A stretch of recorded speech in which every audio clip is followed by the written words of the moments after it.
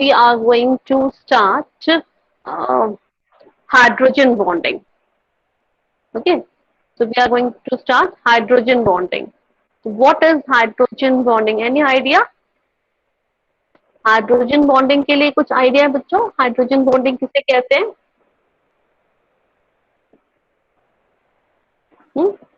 The bond formed between hydrogen and most electronegative elements. ठीक, very good. For example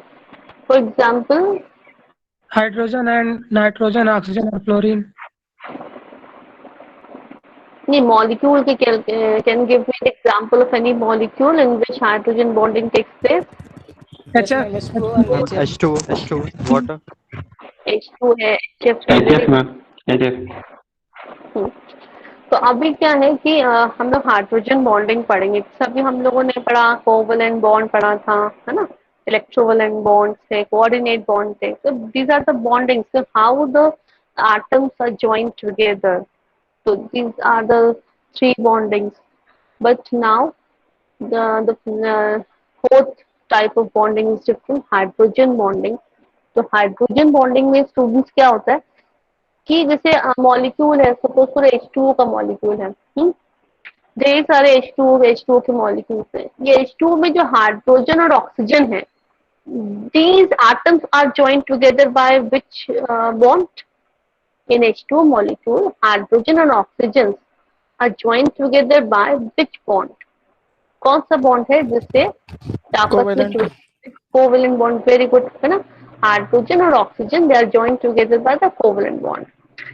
so in this case the number of H2O will form. बहुत सारे H2O होंगे. अगर हमने एक glass water लिया है तो उसमें ढेर सारे हजारों लाखों मॉलिक्यूल H2O के होंगे. तो ये H2O के मॉलिक्यूल आपस में कैसे कंबाइन है? कोई ना कोई इसका मतलब फोर्स होगा, बाइंडिंग फोर्स होगा, जिससे H2O के मॉलिक्यूल्स आपस में बाइंड है. और यही दिस इज द रीजन कि why H2O is in liquid state. Liquid में क्यों है ये? अगर हम वाटर की बात कर रहे हैं, तो water is in liquid state. Why? इसमें H2O के जो मॉलिक्यूल्स हैं, they are joint together by specific bond, और बॉन्ड की वजह से आपस में बंधे हुए हैं, तो एक हमको लिक्विड का स्ट्रक्चर दे रहे हैं. और अगर नहीं हाइड्रोजन बॉन्डिंग, तो इनके अंदर कोई भी बॉन्डिंग अगर नहीं होगी तो क्या होंगे? सब H2O के सारे मॉलिक्यूल एक दूसरे से बहुत ही दूर दूर होंगे. तो वो कैसी हो जाएगी? वेपर स्टेट हो जाएगी, गैसियस स्टेट हो जाएगी. गैस. तो गैस स्टेट में क्या है? मॉलिक्यूल्स बहुत दूर दूर हैं. लिक्विड में पास पास, इसका मतलब कोई बाइंडिंग फोर्स यहाँ पर एक्ट कर रहा है. और जब सॉलिड बन गया, आइस बन गया, है ना, तो भी इसका मतलब कोई ना कोई यहाँ पे बाइंडिंग फोर्स है जिससे ये आपस में बंधे हुए हैं. ठीक है.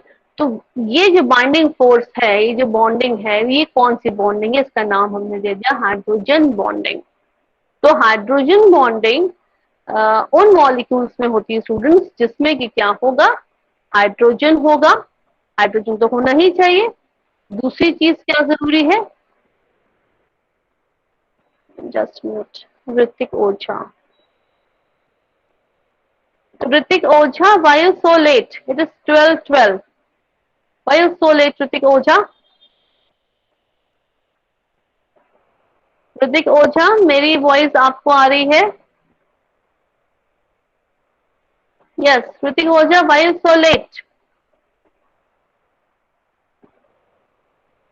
मैंने पहले भी बोला है, नेक्स्ट टर्न पे मैं अलाउ नहीं करूंगी 12:05. अगर 12 o'clock से आपका लेक्चर है, 12:05 के बाद मैं एडमिट नहीं करूंगी किसी भी स्टूडेंट को.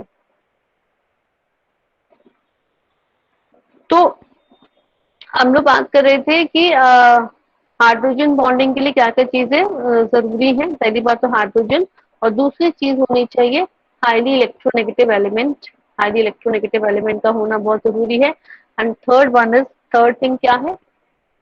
Small size. जो एटम होता है हाइड्रोजन के अलावा, जो दूसरा एटम है, उसका साइज बहुत ही स्मॉल होना चाहिए. तो 3 आपके यहाँ पर कैरेक्टरिस्टिक्स हो गए हाइड्रोजन बॉन्डिंग के लिए. ठीक है. तो अभी मैं स्क्रीन शेयर करती हूँ आपको और फिर भी दिखाती हूँ.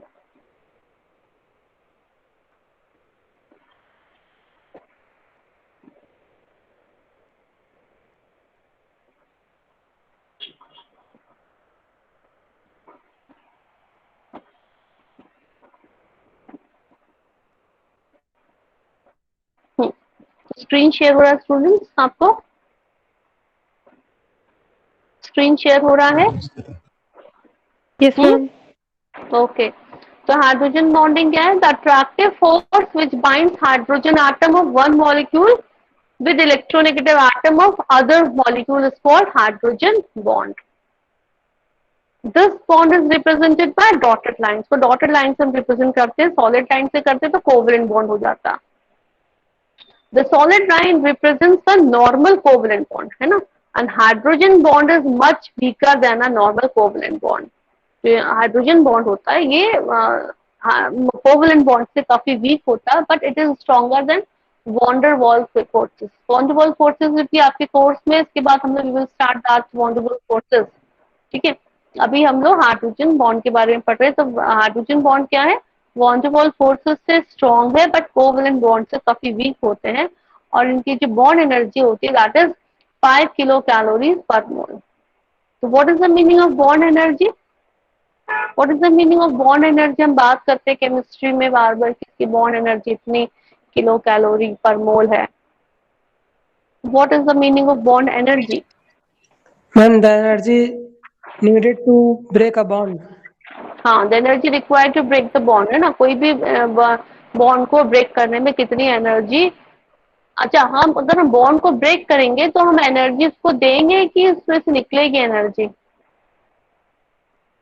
एनर्जी मैम देते हैं जितनी एनर्जी उसको. हम देंगे ना, हमें क्योंकि चीज ब्रेक करनी है. एक चीज हमेशा याद रखो, लो एनर्जी हायर स्टेबिलिटी. फिर से बात करिए, lower energy higher stability and higher energy lower stability.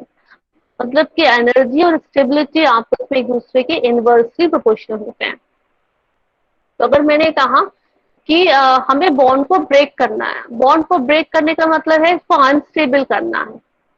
तो अनस्टेबल करना है तो क्या करना पड़ेगा? इसको हमें एनर्जी प्रोवाइड करानी पड़ेगी. एनर्जी हम उसको देंगे तभी क्या हो जाएगा? इसकी स्टेबिलिटी खत्म हो जाएगी, अनस्टेबल हो जाएगा, अनस्टेबल हो जाएगा. तो the energy required to break the bond is known as bond energy.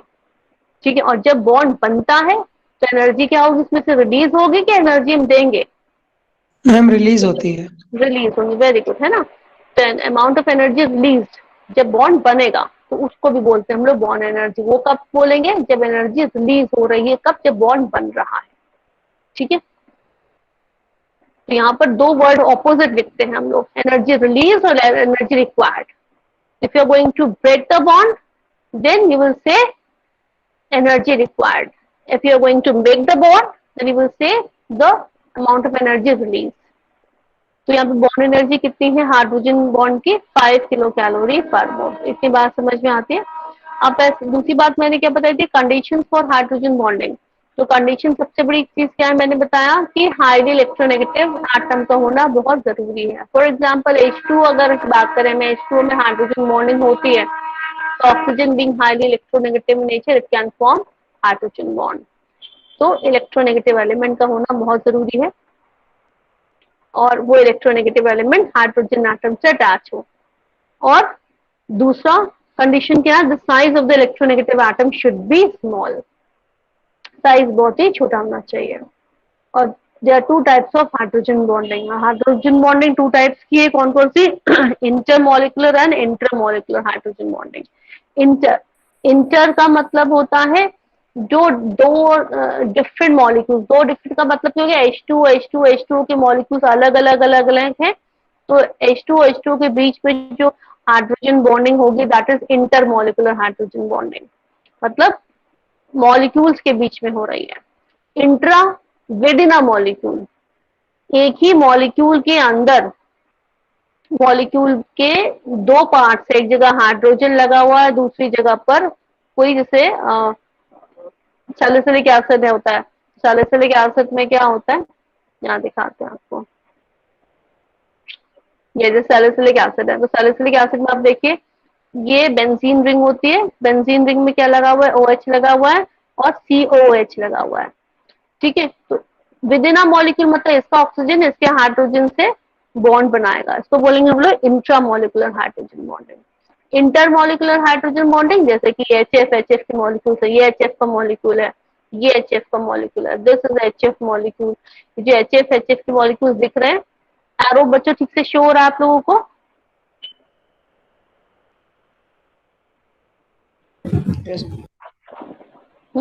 ये जो हाइड्रोजन, ये HF का एक मॉलिक्यूल है, ये दूसरा HF का मॉलिक्यूल है ना? ये एक और HF है, ये भी HF है। ये सब HF के बीच में ये जो आपकी हाइड्रोजन बॉन्डिंग हो रही है, ये एक मॉलिक्यूल का HF, ये दूसरे मॉलिक्यूल मतलब दूसरा HF, उसका एक हाइड्रोजन और दूसरे मॉलिक्यूल का फ्लोरीन, ये आपस में क्या कर रहे हैं? बॉन्डिंग कर रहे हैं। तो हाइड्रोजन बॉन्डिंग क्या हो रही है? मॉलिक्यूल्स के बीच में हो रही है, that is inter molecular hydrogen bonding. Intra में क्या हो रही है? With in a molecule. With in a molecule जैसे मैंने बताया सैलिसिलिक एसिड क्या होता है? बेंजीन रिंग में OH है और COH है, तो इसका हाइड्रोजन इसके ऑक्सीजन से बॉन्ड बना रहा है, तो that is intra molecular hydrogen bonding. Next example orthonitrophenol. Orthonitrophenol में भी क्या हो रहा है? ऑक्सीजन क्या कर रहा है? हाइड्रोजन से बॉन्ड बना रहा है, और कहां पर? मॉलिक्यूल के अंदर ही, within a molecule, that is intra molecular hydrogen bonding. बात समझ में आई कि इंटर और इंट्रा हाइड्रोजन किसे कह रहे हैं?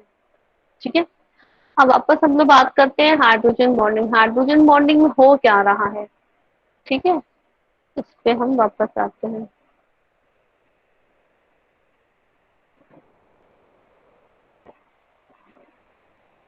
हम्म,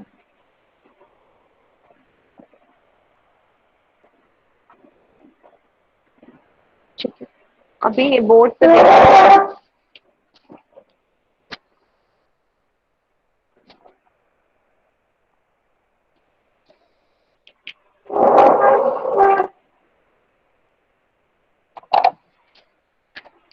बोर्ड विजिबल है? बोर्ड विजिबल है? बोर्ड विजिबल है? अगर हम बात, मैंने कहा जैसे फॉर एग्जांपल मैं अगर बात करूं H2O की मॉलिक्यूल के बीच की बात कर रही हूँ, H2O में क्या होगा? ऑक्सीजन है और ये हाइड्रोजन है, ये ठीक है। अब इसमें कैसे हाइड्रोजन बॉन्डिंग होगी? ये ऑक्सीजन है, being highly electronegative in nature, और ये क्या करेगा? ये हाइड्रोजन और ऑक्सीजन के बीच में ये जो कोवलेंट बॉन्ड बना हुआ है, तो कोवलेंट का जो शेयर्ड पेयर इलेक्ट्रॉन है ये अपनी ओर खींचेगा। क्यों खींचेगा? क्योंकि oxygen highly electronegative in nature होता है। ये बात आपको पता है ना? What is the meaning of electronegativity? Tendency to attract shared pair of electron towards itself. तो ऑक्सीजन क्या करेगा? ये जो शेयरिंग वाला इलेक्ट्रॉन है इसको भी हल्का सा अपनी ओर खींचेगा, हल्का सा खींचेगा, तो इसके ऊपर हल्की सी माइनस की पोलैरिटी डेवलप हो गई। चार्ज नहीं मैंने बताया, मैंने कहा हल्की सी माइनस की पोलैरिटी डेवलप हो गई, और पोलैरिटी को हम लोग क्या करते हैं? ऐसे डेल्टा साइन से डिनोट कर देते हैं, और हाइड्रोजन पर हल्की सी प्लस की पोलैरिटी डेवलप हो गई। तो ये हमारा क्या हो गया कि ये जो H2O का मॉलिक्यूल कैसा होगा? पोलर हो गया, पोलैरिटी डेवलप हो गई, पोलर हो गया, प्लस और माइनस के पार्शियल चार्जेस आ गए। ऐसे ही दूसरा H2O का मॉलिक्यूल आया, उसमें भी ये चीज सेम फिनोमेना उसमें भी हो गया, है ना? फिर थर्ड आया, उसमें भी ऐसे ही हो गया।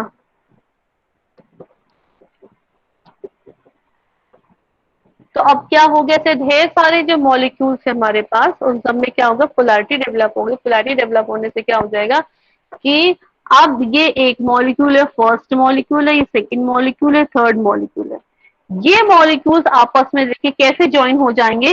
इसका प्लस इसके माइनस को अट्रैक्ट करेगा, मतलब हाइड्रोजन इसके ऑक्सीजन को अट्रैक्ट करेगा। इन द सेम वे इसका ऑक्सीजन इसके हाइड्रोजन को अट्रैक्ट करेगा। तो ये जो बॉन्डिंग हो गई, this is hydrogen bond, this is hydrogen bond. तो इसीलिए यही वजह है कि आपके हाइड्रोजन के अलावा जो दूसरे एलिमेंट होना चाहिए, should be highly electronegative nature. अगर इलेक्ट्रोनेगेटिविटी हाई नहीं होगी तो पोलैरिटी डेवलप नहीं होगी, पोलैरिटी डेवलप नहीं होगी तो प्लस और माइनस के बीच में अट्रैक्शन नहीं होगा। तो एक तरीके से हाइड्रोजन बॉन्डिंग में क्या हो रहा है? इलेक्ट्रोस्टैटिक अट्रैक्शन हो रहा है। कौन सा फोर्स काम कर रहा है यहाँ पर? इलेक्ट्रोस्टैटिक अट्रैक्शन और फोर्स काम कर रहा है यहाँ पर। इसलिए क्या हो रहा है? ये इसका प्लस इसके माइनस को अट्रैक्ट कर रहा है, इसका प्लस इसके माइनस को अट्रैक्ट कर रहा है। तो इस तरीके से हमारे यहाँ पर ये हाइड्रोजन बॉन्डिंग हो गई। बात समझ में आई कि कैसे हाइड्रोजन बॉन्डिंग हो गई, कौन सा फोर्स यहाँ पर एक्ट कर रहा है। तो ये इससे क्या होगा, अब ये जो H2O के मॉलिक्यूल खूब दूर दूर जा रहे थे, गैशियस स्टेट में जा रहे थे, आपस में अब क्या हो गए, बंध गए, बाइंड हो गए, बाइंड हो गए, आपस में बंध गए, तो ये लिक्विड स्टेट में आ गए। अगर ये बॉन्डिंग हम तोड़ दें, तोड़ेंगे कैसे, अगर हम हीट कर दें, हीट कर दें, हीट करने से क्या हो जाएगा, इसके बॉन्ड से ब्रेक हो जाएंगे, बॉन्ड्स ब्रेक हो जाएंगे, तो ये कैसा हो जाएगा, वेपर स्टेट में चेंज हो जाएगा, गैशियस स्टेट में चेंज हो जाएगा। ठीक है, और अगर फिर से इसको हम ठंडा कर दें तो फिर से आपस में बॉन्ड बन जाएगा। ठीक है, बस समझ में आ गया। तो ये इसको बोलते हैं हम लोग हाइड्रोजन बॉन्डिंग। तो ये कौन सी हाइड्रोजन बॉन्डिंग है, this is inter molecular.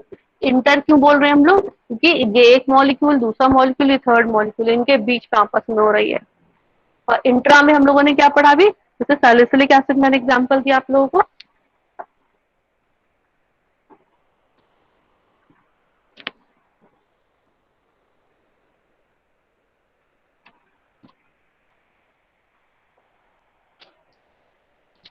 Salicylic के एग्जाम्पल क्या दिया, जैसे बेंजीन है,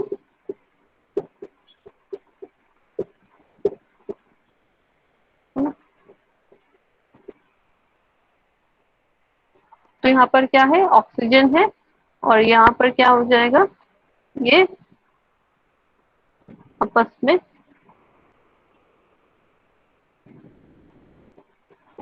हाइड्रोजन बॉन्डिंग यहाँ पर ये बना देंगे। ठीक है, हम लोगों ने यही यहाँ पर पढ़ा था हाइड्रोजन बॉन्डिंग के लिए। यहाँ पर फिर से वापस मैं स्क्रीन पे जाती हूँ।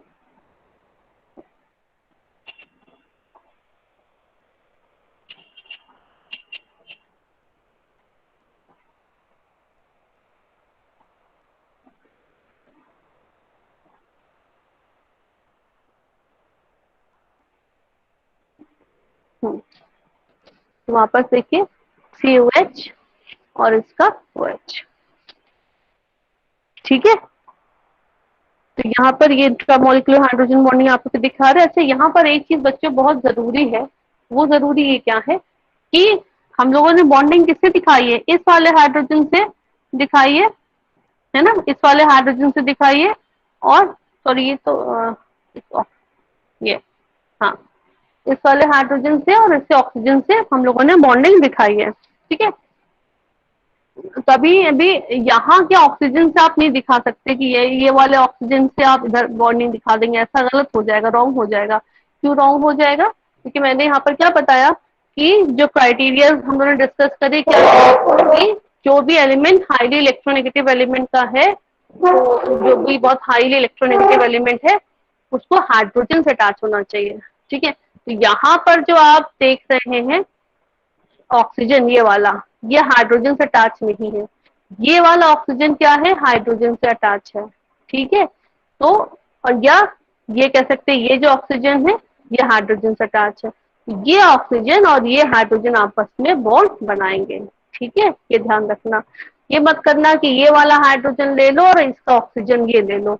ये ऑक्सीजन इसलिए नहीं लेंगे क्योंकि ये ऑक्सीजन हाइड्रोजन से अटैच नहीं है, किससे अटैच है, कार्बन से अटैच है। तो यहाँ पर हाइड्रोजन बॉन्डिंग में हमें ध्यान रखना है कि जो हाईली इलेक्ट्रोनेगेटिव एलिमेंट है वो हाइड्रोजन से बॉन्डेड होना चाहिए, वही वाला जो ऑक्सीजन होगा या एलिमेंट होगा वो हाइड्रोजन बॉन्ड बनाएगा। ये बात समझ में आई कि नहीं आई, स्टूडेंट से बात क्लियर हुई?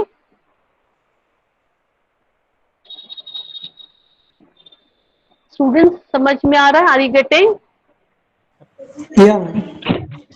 क्लियर हुई बात कि नहीं हुई?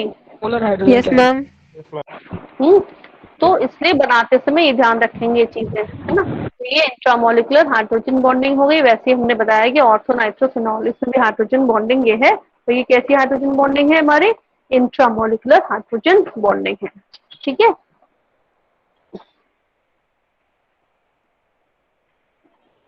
ये देखिए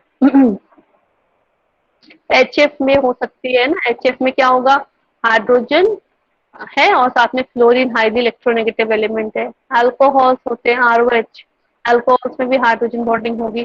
तो ये हाइड्रोजन बॉन्डिंग बच्चों बहुत ही इंपॉर्टेंट फिनोमेना है और इससे बहुत सी फिजिकल प्रॉपर्टीज पे असर पड़ता है। अब जैसे हम लोग बात करते हैं effect of hydrogen bond on physical properties, physical properties पर क्या फर्क पड़ता है। तो सबसे इंपॉर्टेंट चीज है, ये एग्जाम में बहुत पूछते हैं स्टूडेंट्स आप लोगों को, कि H2 is liquid but H2S is in gaseous state. Why H2S gas है जबकि H2O लिक्विड है, क्यों, क्या रीजन होगा, कोई बता सकता है मुझे? Ma'am due to hydrogen bonding. Hydrogen bonding है, और H2S में हाइड्रोजन बॉन्डिंग नहीं है क्या? नहीं है मैम, वो मतलब उसमें वो यस जो है वो थोड़ा बड़ा आइटम है। हाँ, इसमें क्या होता है कि, हाँ वेरी गुड, ऑक्सीजन क्या होता है बच्चों, हाईली इलेक्ट्रोनेगेटिव एलिमेंट, तो H2O में तो हाइड्रोजन बॉन्डिंग होगी मगर H2S में क्या है, सल्फर की इलेक्ट्रोनेगेटिविटी काफी कम होती है ऑक्सीजन से। अगर आप पीरियोडिक टेबल पे देखिए तो ऑक्सीजन के नीचे होता है सल्फर, और ऊपर से नीचे आने पर पीरियोडिक टेबल पे क्या होता है, इलेक्ट्रोनेगेटिविटी कम होती जाती है, ये साइज बढ़ जाता है, सल्फर का साइज बढ़ जाता है, इलेक्ट्रोनेगेटिविटी कम हो जाती है, इसलिए सल्फर में इतनी ज्यादा इलेक्ट्रोनेगेटिविटी नहीं होने की वजह से जो H2S है वो हाइड्रोजन बॉन्डिंग नहीं करेगा। ठीक है, हाइड्रोजन बॉन्डिंग वही बात है, क्योंकि इसमें पोलैरिटी डेवलप नहीं हो पाएगी, H2 में पोलैरिटी डेवलप हो जाएगी, और हाइड्रोजन बॉन्डिंग में होता है क्या, सीधे सीधे फोर्स ऑफ अट्रैक्शन के थ्रू, प्लस और माइनस के बीच में फोर्स ऑफ अट्रैक्शन के थ्रू जुड़ जाते हैं। तो यहाँ पर इस तरीके से H2S के मॉलिक्यूल्स कैसे रहेंगे, ये गैसियस स्टेट पे रहेंगे, गैस के स्टेट पे रहेंगे, और H2O कैसा रहेगा, ये आपका लिक्विड स्टेट पे रहेगा। ठीक है, वापस से में हम लोग आते हैं बोर्ड की तरफ, देखेंगे बच्चों बोर्ड दिख रहा है क्या आप लोगों को, कि मैं स्क्रीन शेयर करना बंद करूं तब दिखेगा बोर्ड आपको? दिख रहा है बोर्ड दिख रहा है आपको कि मैं स्क्रीन शेयर करना बंद करूं? नहीं मैम, दिख रहा है, बोर्ड भी दिख रहा है इसमें। हाँ, अगर नहीं दिखता हो तो मैं स्क्रीन शेयर, क्योंकि मुझे नहीं समझ में आ रहा कि आप लोगों को ये बोर्ड विजिबल है या नहीं है। बोर्ड विजिबल है? दिख रहा है मैम। जी मैम जी। ठीक है, यस मैम। तो फिर जैसे मैंने, हम लोग बात कर रहे हैं H2S की बात कर रहे हैं और H2O की बात कर रहे हैं, तो एग्जाम में अगर आता है तो आपको ऐसे करके दिखाना पड़ेगा। तो यहाँ पर क्या हो गया, इनके बीच में हाइड्रोजन बॉन्डिंग नहीं होगी, क्यों नहीं होगी, क्योंकि सल्फर हाईली इलेक्ट्रोनेगेटिव नेचर का नहीं है, इसकी वजह से सिर्फ पोलैरिटी डेवलप नहीं होगी, नई पोलैरिटी डेवलप होगी तो ये हाइड्रोजन बॉन्डिंग नहीं करेगा, नहीं करेगा तो क्या होगा, H2S के सारे जो मॉलिक्यूल्स होंगे ये दूर दूर रहेंगे, है ना, दूर दूर रहेंगे तो कैसा हो जाएगा, ये गैस, गैस फॉर्म में रहेगा, तो no hydrogen bond, hydrogen bond नहीं बनेगा इसमें। जबकि H2S में H2O मैंने आपको दिखाया कि कैसे हाइड्रोजन बॉन्डिंग होगी। तो ये रीजन होता है कि H2O लिक्विड है but H2S in gas state. फिर नेक्स्ट आता है स्टूडेंट्स, जैसे high melting and boiling points, कि फॉर एग्जांपल H2O है, ठीक है, और H2S है, तो इसमें से किसका हमारा जो वो होगा मेल्टिंग पॉइंट, बॉइलिंग पॉइंट किसके हाई होंगे, भाई जिसके अंदर बॉन्डिंग होगी, हाइड्रोजन बॉन्डिंग होगी, उसको तोड़ने में हमें ज्यादा एनर्जी देनी पड़ेगी, ज्यादा एनर्जी देनी पड़ेगी, इसका मतलब उसके melting point, boiling point high होंगे। तो H2O है जैसे, उसका तो बॉइलिंग पॉइंट कितना होता है, 100 डिग्री सेंटीग्रेड है, जबकि H2S का क्या है, -59.6, -59.6 पे ही ये गैसियस स्टेट पे, ये गैसियस स्टेट पे तो रहता ही पहले से, स्टेट पे पहुंच जाता है। ठीक है, तो ये उसका जो बॉइलिंग पॉइंट है H2S का वो कितना है, -59.6 है, जबकि H2 का 100 डिग्री सेंटीग्रेड है because of the presence of hydrogen bonding. ठीक है, ये होने के बाद फिर आती है बहुत इंपॉर्टेंट पॉइंट है स्टूडेंट्स यहाँ पर, कि density of ice, density of ice is less than water, water की डेंसिटी जो है वो आपकी density of ice is less than water, ice की डेंसिटी वाटर से कम क्यों है, अगर आइस की डेंसिटी वाटर से कम है, और यही रीजन है कि क्या होता है, कि आपका जो आइस होती है वाटर पर फ्लोट करती है। कोई चीज वाटर पर कब फ्लोट करती है? जब उसकी डेंसिटी उससे कम होती है। तो आइस की डेंसिटी वाटर से कम है, ये वाटर के ऊपर फ्लोट कर रही है, इसका रीजन क्या है? किसी को आइडिया है? Why density of ice is less than water? Ma'am, air gap formed between the ice molecules. Air gap. आप लोगों ने देखा होगा कि जब कभी भी आप लोग आइस को, वाटर को फ्रीज करने रखते हैं, आइस ट्रे में आप भर करके फ्रीजर में आपने लगा दी वो ट्रे, जब आप ट्रे बाहर निकालते हो तो बहुत ध्यान से कभी देखना कि ट्रे में जो आपने वाटर भरा हुआ था और अब फ्रीज होने के बाद थोड़ा सा वॉल्यूम बढ़ गया होता है। आपका इतना वाटर अगर रहता है ना, और मगर जब आप आइस जमती थोड़ा सा ऊपर वॉल्यूम हो गया, तो इसका मतलब वॉल्यूम इंक्रीज हो जा रहा है। आइस जब जम रही है तो वॉल्यूम इंक्रीज हो रहा है, नंबर ऑफ वाटर मॉलिक्यूल्स तो बढ़े नहीं मगर वॉल्यूम बढ़ गया। तो सीधी सीधी बात समझ में आ रही है कि नंबर ऑफ मॉलिक्यूल्स उतने उतने ही है। अगर वॉल्यूम बढ़ गया तो मतलब क्या होगा? डेंसिटी लो हो गई। डेंसिटी लो हो गई क्योंकि डेंसिटी का फॉर्मूला क्या होता है? Mass upon volume. ये number of molecules per unit volume. तो अब क्या हो रहा? नंबर ऑफ मॉलिक्यूल्स तो उतने के उतने ही है जैसे पहले थे, वो तो चेंज नहीं हुए, मगर वॉल्यूम हमारा बढ़ गया। वॉल्यूम इंक्रीज हो गया तो डेंसिटी कम हो गई। तो density is equal to M upon V होता है। वॉल्यूम इंक्रीज कर गया तो डेंसिटी लो हो गई। तो डेंसिटी इसका मतलब लो हो गई, मॉलिक्यूल्स दूर दूर हो गए। आइस जब हमारी फ्रीज हो रही है, आइस जब जम रही है, तो क्या हो रहा है? मॉलिक्यूल्स दूर दूर हो रहे हैं।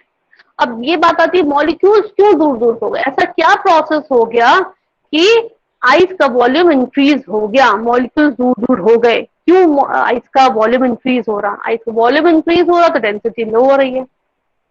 एनी आइडिया क्यों वॉल्यूम इंक्रीज हो रहा है?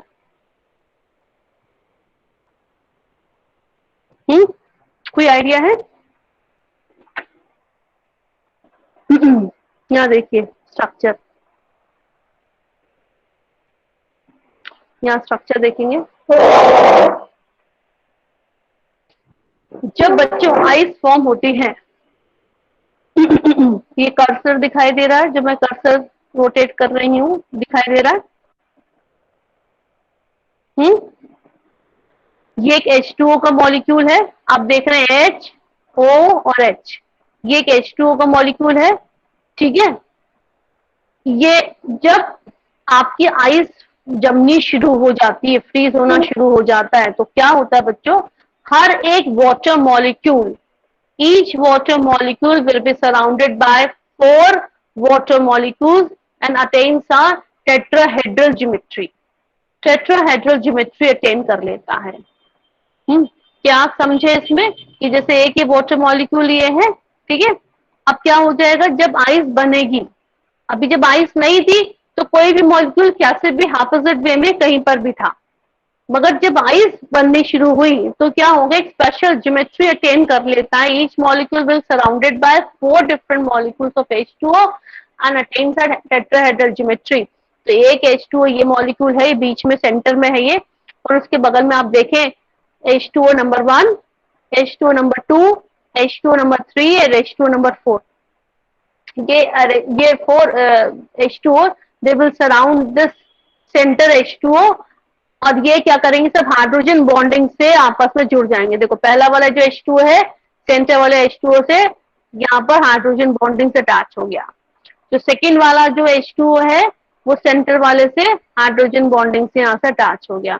ये थर्ड वाला जो H2O है, ये भी सेंटर वाले H2O से हाइड्रोजन बॉन्डिंग से अटैच हो गया। तो ये फोर्थ H2O है, ये भी क्या कर रहा है कि सेंटर वाले H2O से हाइड्रोजन बॉन्ड से अटैच हो गया। तो आपने देखा कि each water molecule surrounded by 4 different H2O molecules and attains a tetrahedral geometry। tetrahedral geometry में हम लोग पहले भी डिस्कस कर चुके हैं। इसमें क्या होता है? एक मॉलिक्यूल या एक एटम के चारों तरफ 4 एटम या 4 मॉलिक्यूल आ जाते हैं ना, टेट्राहेड्रल ज्योमेट्री। टेट्राहेड्रल ज्योमेट्री हम लोग पहले भी डिस्कस कर चुके हैं। कुछ याद है कैसी होती है टेट्राहेड्रल ज्योमेट्री?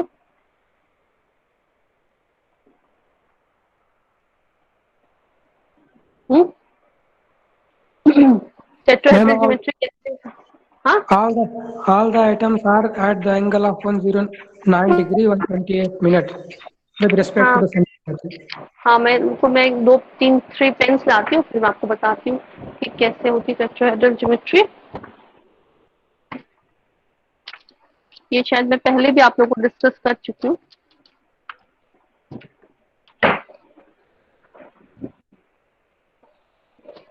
देखिए,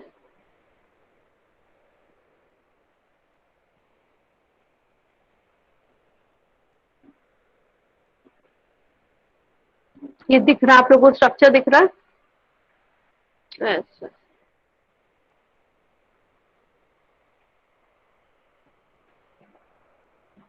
ये स्ट्रक्चर दिख रहा है स्टूडेंट्स आप लोगों को, दिस इज टेट्राहेड्रल स्ट्रक्चर। अभी क्या होगा कि बीच में एक H2O मॉलिक्यूल है, ठीक है, यहाँ सेंटर में, और उसके चारों तरफ 4 H2O मॉलिक्यूल्स होंगे। कहाँ पर होगा? एक यहाँ पर 1, ये 2, ये 3 और ये यहाँ पर 4, ठीक है।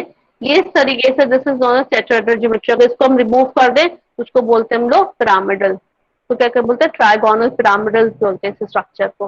तो ये लगा दिया तो बन गया टेट्राहेड्रल स्ट्रक्चर।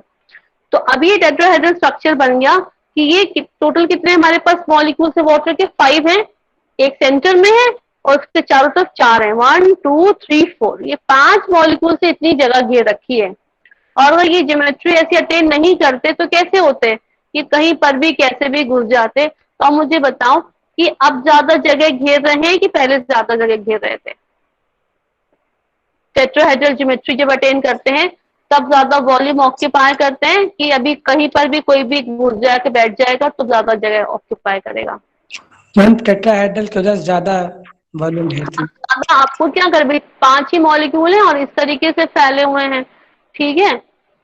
और ये चीज आगे चलती भी रहेगी। चलती कैसे रहेगी, कंटिन्यू कैसे रहेगी कि एक वाटर का मॉलिक्यूल तो ये 4 से घिरा हुआ है वो, ठीक है। अब ये जो वाटर मॉलिक्यूल है यहाँ पर है, ये भी 4 से सराउंडेड होगा। कैसे? एक तो यहाँ पर है, एक तो ये हो गया और इसके नीचे दूसरा, तीसरा, चौथा। इस तरीके से ये स्ट्रक्चर क्या होता जाएगा, बहुत जगह ले लेगा, है ना। ये ज्यादा वॉल्यूम ऑक्यूपाई करेगा, ज्यादा जगह स्पेस को ऑक्यूपाई करेगा। इसकी वजह से क्या हो गया, वॉल्यूम बढ़ गया। वॉल्यूम बढ़ गया तो क्या हो गया, डेंसिटी कम हो गई। तो जब आइस बनती है बच्चों, तो ये tetrahedral geometry, each molecule, each water molecule is surrounded by 4 different water molecules and combined with the hydrogen bond. This structure will be known as tetrahedral arrangement. और इस स्ट्रक्चर को अटेन करने के लिए बहुत आपको क्या चाहिए, स्पेस चाहिए, जिसकी वजह से वॉल्यूम बढ़ जाता है। और वही जब आपने आइस को क्या करना शुरू करा, मेल्ट करना शुरू कर दिया, जब आइस को मेल्ट करोगे तो क्या हो जाएगा, कोई भी वाटर मॉलिक्यूल कहीं पर भी कैसे भी घुस जाएगा और कैसे भी हाइड्रोजन बॉन्ड बनाएगा। हाइड्रोजन बॉन्ड तो बनाएगा, मगर अब ऐसा कोई स्पेसिफिक स्ट्रक्चर नहीं है कि उसको ऐसे ही करना है। तो क्या हो, कोई भी मॉलिक्यूल कहीं पर भी आके बैठ जाएगा, तो उससे क्या होगा, जगह कम लगेगी। जगह कम लगेगी तो वॉल्यूम कम हो गया। वॉल्यूम कम हो गया तो क्या हो गया, डेंसिटी बढ़ गई। तो वापस से वाटर की डेंसिटी बढ़ जाएगी। तो वाटर की डेंसिटी हाई है क्योंकि आइस की डेंसिटी कम है। तो ये बात क्लियर हुई है कि नहीं क्लियर हुई?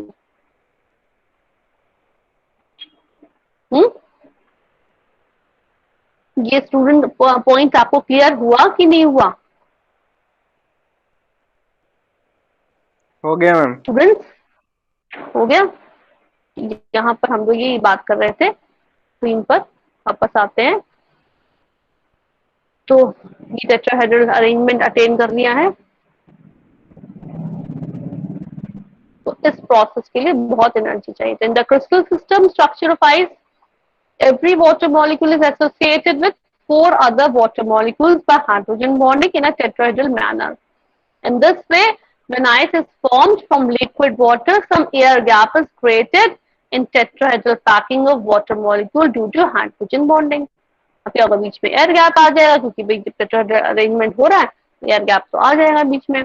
Due to this air gap, volume of ice is greater than liquid water and this ice is lighter than water and can float over water.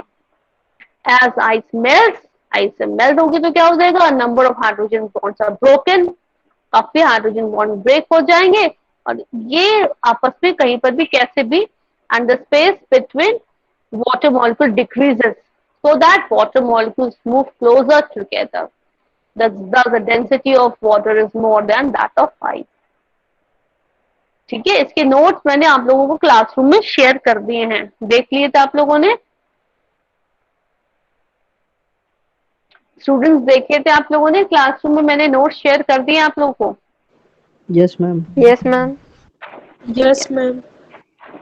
Next आता है पॉइंट, अच्छा ये सब सारे पॉइंट बच्चों बहुत इंपॉर्टेंट है, एग्जाम में बहुत पूछते हैं, चाहे H2S गैस क्यों है और आइस की डेंसिटी कम क्यों है, क्यों फ्लोट करता है वाटर के ऊपर। अगर ये आता है एग्जाम में तो ये have to draw this structure also, ऐसे टेट्राहेड्रल स्ट्रक्चर दिखा बनाना पड़ेगा।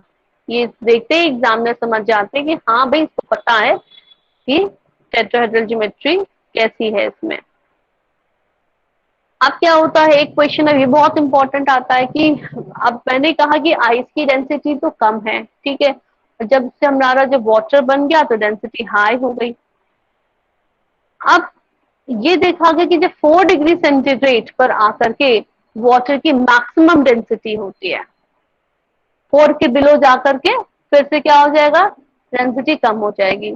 और 4 के बिलो तो भी आपका आइस बनेगी, आइस की डेंसिटी तो कम है हमारी, ये तो पता ही है कि आइस की डेंसिटी क्यों कम है, क्योंकि क्या हो रहा है 0 डिग्री सेंटीग्रेड पर क्या हो रहा है, हमारा आइस जब बनती है तो टेट्राहेड्रल अरेंजमेंट हो जाता है। और जब 4 से अबव टेम्परेचर पे चलेंगे तो जैसे हम टेम्परेचर और बढ़ाएंगे तो टेम्परेचर बढ़ेगा तो क्या हो जाएगा कि हाइड्रोजन बॉन्ड्स अब काफी सारे ब्रेक होने शुरू हो जाएंगे, ब्रेक होंगे तो मॉलिक्यूल दूर दूर जाने शुरू होंगे। अब क्या होगा, यहाँ पर कौन सा फैक्टर डोमिनेट करेगा, मॉलिक्यूल दूर दूर जाएंगे। ये बात बहुत ध्यान से समझेंगे आप कि जब 4 डिग्री सेंटीग्रेड से अबव पर हम पहुंचेंगे तब हमने और टेम्परेचर को देना शुरू कर दिया, तो अब क्या होगा, हाइड्रोजन बॉन्ड्स ब्रेक होने शुरू हो जाएंगे।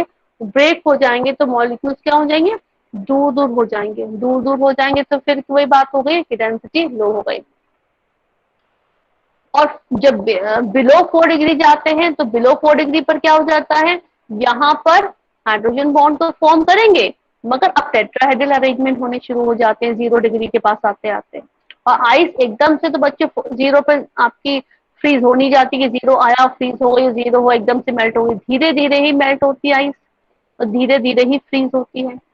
So when ice melts, the tetrahedral geometry of ice gets destroyed and the water molecules come closer to one another. As a result of which, density of water gets increases, but only up to 4 degrees centigrade. After 4 degrees centigrade, intermolecular hydrogen bonding between water molecules breaks. Thus, volume increases and thus density decreases. Hence, water has maximum density at 4 degrees centigrade. ये point नहीं समझ में आया तो फिर से पूछो क्योंकि बहुत इंपॉर्टेंट पॉइंट है।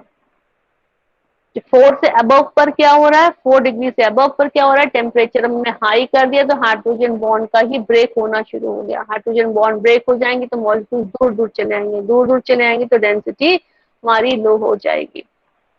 0 से नीचे पर क्या होगा, 0 से नीचे 4 से नीचे पे क्या होगा, 4 डिग्री सेंटीग्रेड से नीचे पे क्या होगा, जब आइस होगी तो आइस तो टेट्राहेड्रल ज्योमेट्री है तो वैसे ही उसकी क्या है, डेंसिटी लो है।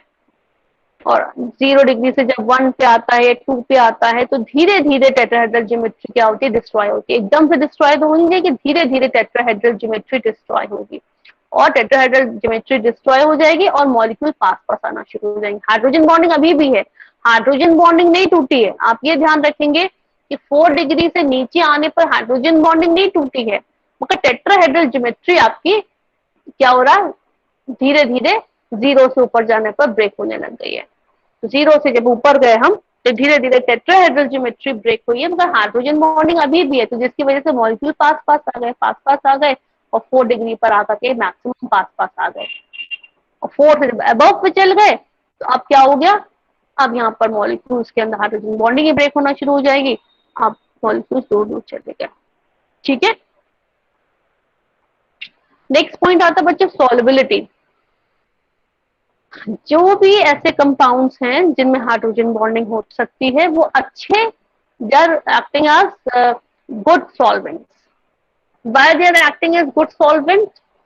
जिसमें कि हाइड्रोजन बॉन्डिंग हो सकती है, अच्छे सॉल्वेंट क्यों है वो, क्योंकि ऐसे मॉलिक्यूल जैसे HF है, HF अच्छा सॉल्वेंट कहलाता है ना, या CCl3F, CCl3F कार्बन टेट्राक्लोराइड से भी अच्छा सॉल्वेंट होता है। क्यों, रीजन क्या है, क्योंकि जैसे HF है तो HF में क्या हो जाएगा, हाइड्रोजन बॉन्डिंग हो जाएगी, तो हाइड्रोजन बॉन्डिंग के थ्रू क्या करेगा, उसके अंदर जो भी हम सोल्यूट डालेंगे उसको बाइंड कर लेगा।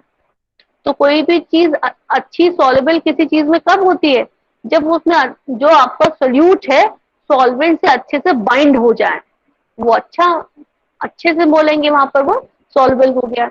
The compounds which can form hydrogen bonds with the solvent molecules are soluble in such solvents. The organic compounds generally are insoluble in polar solvents like water, but those organic compounds which can form hydrogen bond with water are soluble. The alcohols can form hydrogen bond with water and hence soluble. तो alcohol क्यों water में soluble होता है, क्योंकि वो hydrogen bond बना लेता है, जबकि बाकी जो ऑर्गेनिक कंपाउंड्स होते हैं वो जल्दी वाटर में सॉल्युबल नहीं होते हैं। आपको ये बात पता है, मैंने पहले ही बात डिस्कस करी थी कि like dissolves like, like dissolves like का मतलब होता है कि पोलर मॉलिक्यूल्स पोलर सॉल्वेंट में अच्छे से सॉल्युबल होंगे, नॉन पोलर में सॉल्युबल होंगे। तो जो ऑर्गेनिक कंपाउंड्स होते हैं बच्चों ये नॉन पोलर होते हैं, जबकि वाटर कैसा है, पोलर है। वाटर पोलर क्यों है, क्योंकि हाइड्रोजन पर प्लस की पोलैरिटी और ऑक्सीजन पर माइनस की पोलैरिटी है। तो जो भी पोलर जैसे NaCl है, NaCl क्या है, Na प्लस और Cl माइनस, इसमें क्या है प्लस और माइनस की पोलैरिटी है। तो NaCl जो होता है वो पोलर मॉलिक्यूल है, वो पोलर वाटर में इजीली सॉल्युबल हो जाएगा। ठीक है, तो पोलर में सॉल्युबल हो जाता है। मगर अल्कोहल क्यों वाटर में सॉल्युबल हो रहा है, तो अल्कोहल वाटर में इसलिए सॉल्युबल हो रहा है क्योंकि अल्कोहल क्या करते हैं, वाटर के साथ हाइड्रोजन बॉन्ड बना लेंगे। तो ये बात यहाँ पर इम्पोर्टेंट है। अब आप वाटर में आप ग्रीस क्यों नहीं डिसॉल्व कर लेते या ऑयल क्यों नहीं डिसॉल्व कर लेते, है ना, ग्रीस है, ऑयल है, फैट्स है, ये क्यों नहीं वाटर में डिसॉल्व हो जाते हैं, क्योंकि वाटर मैंने कहा पोलर है और जो ग्रीस ऑयल सब चीजें हमारे ऑर्गेनिक कंपाउंड, तो ऑर्गेनिक कंपाउंड कैसे होते हैं, नॉन पोलर वाटर में सॉल्युबल नहीं होगा। तो अल्कोहल तो हमारा ऑर्गेनिक कंपाउंड है, मगर ये क्यों डिसॉल्व हो रहा है, क्योंकि इसके अंदर ये अल्कोहल क्या करेगा, हाइड्रोजन बॉन्ड बना लेगा वाटर के साथ, इससे सॉल्युबल हो जाएगा। ठीक है, तो आप यहाँ पर देखिए कैसे सॉल्युबल हो रहा है, ये ROH है, अल्कोहल है, ये H2O वाटर है, ये अल्कोहल है, ये वाटर है, ये देख रहे हैं आप डॉटेड लाइन से, है ना, ये आपस में ये क्या हो रहा है, हाइड्रोजन बॉन्ड बना रहा है। तो hydrogen bonding between water and alcohol इस तरीके से हो जाएगी।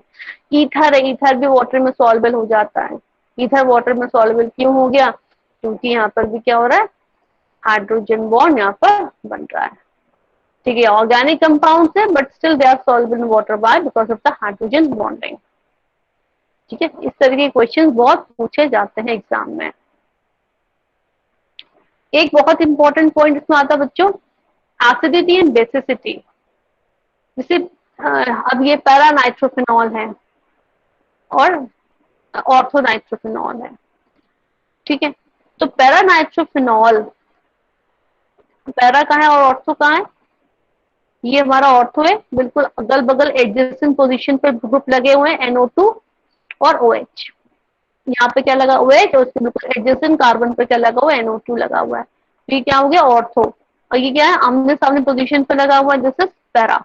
ठीक है, तो कहा गया कि para nitrophenol has higher acidic character as compare to ortho nitrophenol, ये सॉरी ये पैरा, इसके अंदर ज्यादा एसिडिक कैरेक्टर है। ये जो पैरा नाइट्रोफिनॉल है इसके अंदर एसिडिक कैरेक्टर ज्यादा है in comparison to this. Why? Acid क्या होते हैं बच्चों, जो इजीली H+ आयन दे दें, जो इजीली H+ आयन दे दें।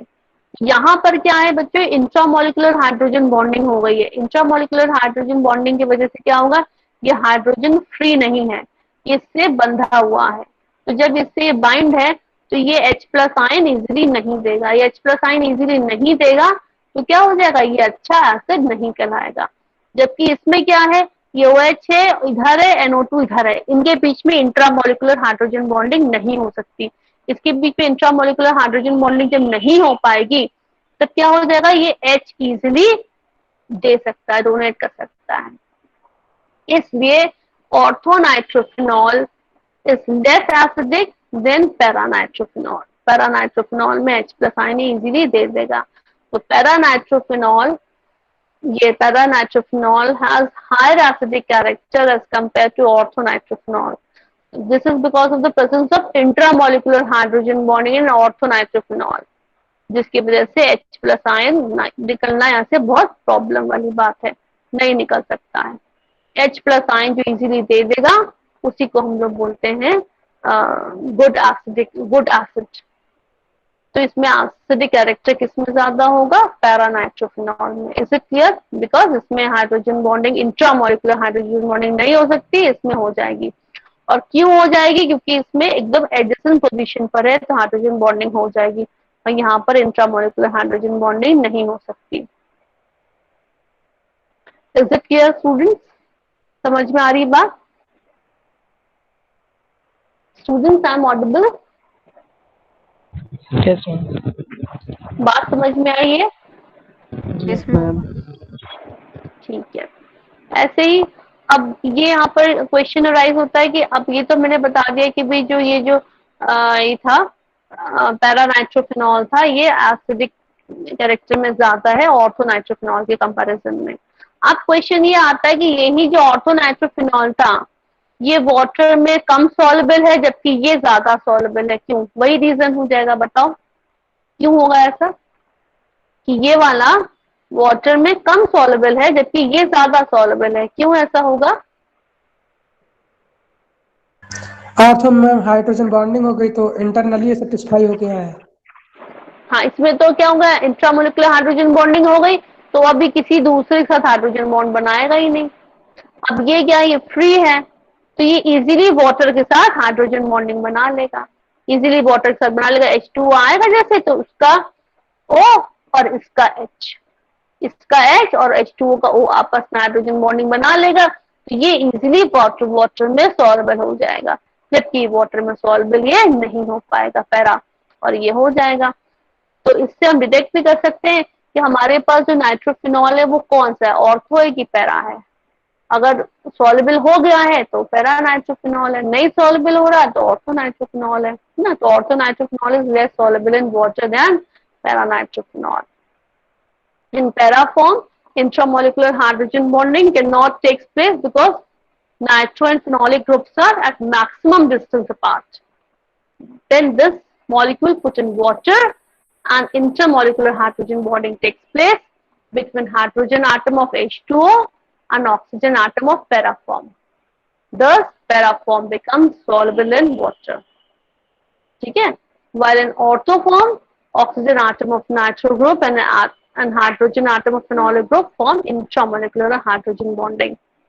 When this molecule put in water, no free oxygen is available for bonding hydrogen bond with the water. This hydrogen atom of water feels difficulty in forming hydrogen bond with oxygen atom of ortho form. Therefore, it is less soluble in water. Is it clear to all of you? ये इसके main ये सारे points थे जो हम लोगों ने अभी पढ़े हैं। And I've shared these notes to Google Classroom also. Tomorrow we will discuss van der Waals forces of attraction. Okay? Who is the class coordinator? Who is the class representative? चंदन। हाँ, चंदन। तो प्लीज मुझे attendance अभी ले लीजिए और मुझे अभी send कर दीजिए, ठीक है? चंदन, चंदन इज देयर? मैम चंदन नहीं, मैंने शेयर कर दिया व्हाट्सएप। तो अभी 12:58 पे शेयर करना है ना, 12:58 हो गया, उसी का शेयर करना। ओके, है ना? क्योंकि आप लोग पहले से ही मत शेयर करा करो, लास्ट क्लास जब एंड होती है ना तब शेयर करो। Okay, students, have a nice day. God bless you. And tomorrow we will discuss weak van der Waals forces of attraction. Okay.